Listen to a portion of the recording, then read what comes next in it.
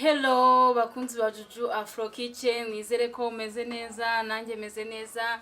Muze rero dutegurane ifunguro ry'umwana utangiye kwiga kurya. Ababyeyi akenshi gutegurira umwana ifunguro agitangira kurya bikunze kutugora, tukabaza ndatangira muhiki.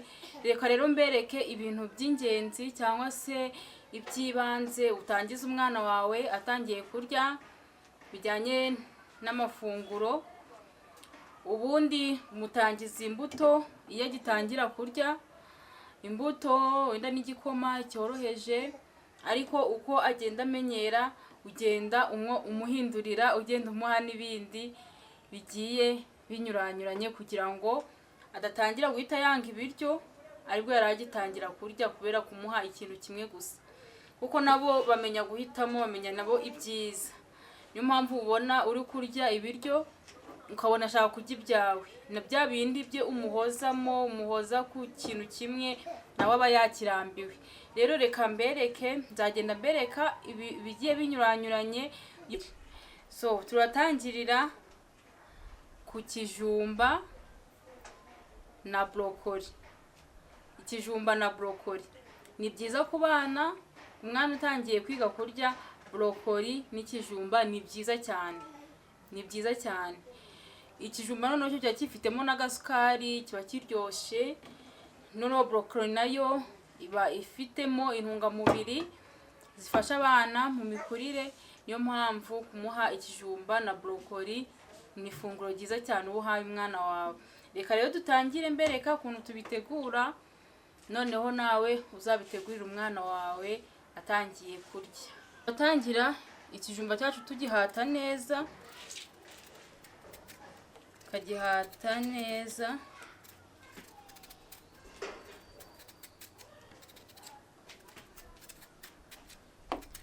Ukibuka kureba ugashaka ibijumba by'umuhondo, nibyo biba bifite intungamubiri nyinshi,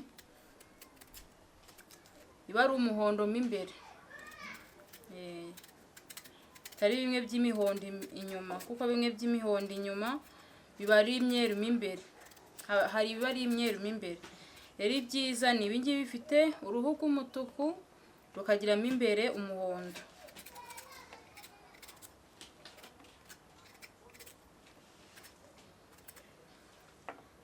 Twamaze kugitegura, noneho turaza kukironga mo hano. Twateguye n'agakono ke tuza kumutekeramo. Ikijumba urakironga neza mu mazi meza inshuro ebyiri cyangwa se eshatu, ukabona ko ikijumba cyawe wakironze neza. Ikijumba cyacu twamaze kukironga, noneho turagikata mo udupiyese dutoya kugira ngo kize gusha vuba vuba.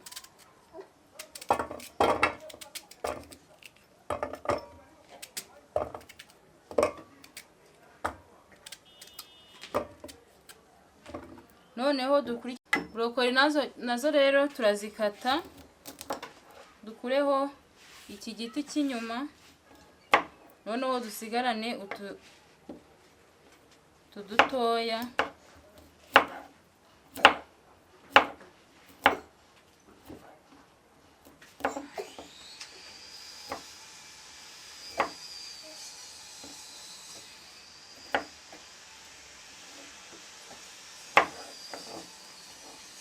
Nazo tuzishire mu bijumba.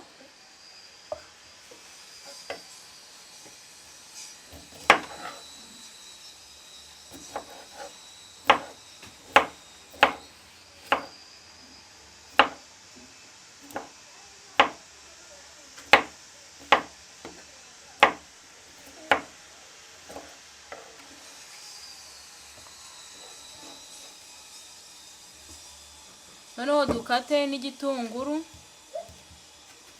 ntabwo cyose tugiteka, turakataho igice gitoya. Igitunguru gituma bihumura, umwana yaba agiye kubirya agahita yumva harimo akandi gahumuro bikamutera apeti. ushobora gushyiramo puwaro nkuko nsanze ntaza hamwe ikijumba, brokoli n'igitunguru. Rero tubiteka usukemo amazi, kama amazi ahagije ku buryo uza kubona biza gushya n'amazi akaba akirimo, ukabona uko ubisya. Noneho ugashyiramo n'akunyu gakeya, ubundi ugatekera umubebe wawe. Reka tubiteke bishye, turagaruka noneho tugiye kubisya bihiye. Ibiryo rero twari twateguriye umwana murabona birahiye, byahiye, ikijumba cyahiye, brokoli zacu zahiye. Ubu noneho tugiye kubikuraho tubiblendinge, ubundi tuhite tugaburira umubebe wacu. Hano rero byabonetse, ubu noneho tugiye kuriblendinga, byahiye neza. Nukuhita tubishyira muri blender, kubisukamo, urabireka bikabanza bigahoramo kugira ngo blender yawe itaza guhita yangirika. Noneho tugahita tubisya.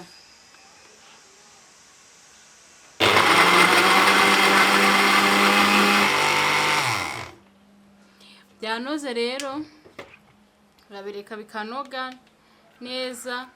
Ubaye udafite blender wabinomba ukoresheje ifurusheti, irabinomba neza. Rero ubaye udafite blender nawe wabinomba. Reka noneho twarurire umubebe wacu, urabona ko byanoze neza cyane.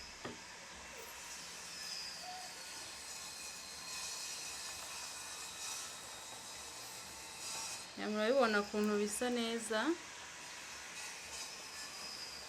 Ifunguro ry'umwana rwose murabibona birasa neza cyane. Ntabwo bigomba kuba birekuye kuko ni ifunguro, bigomba kuba byegeranye gutya. So rero namwe muzakorera umwana wanyu cyangwa se umubebe wawe iri funguro. Ni ryiza kandi riraryoshye, ntabwo yaryanga kuko ikijumba na brokoli biba biryoshye cyane. So ciao, tuze gusubira mu zindi video. Reka nanjye njye kwita ku mubebe wanjye, mugaburira ifunguro rye ritarakonje. Sawa, bye. Mwibuke gukora subscribe kugira ngo indi video tuzategura ifunguro ry'umwana uzayirebe kandi ntuzacikwe. Bye.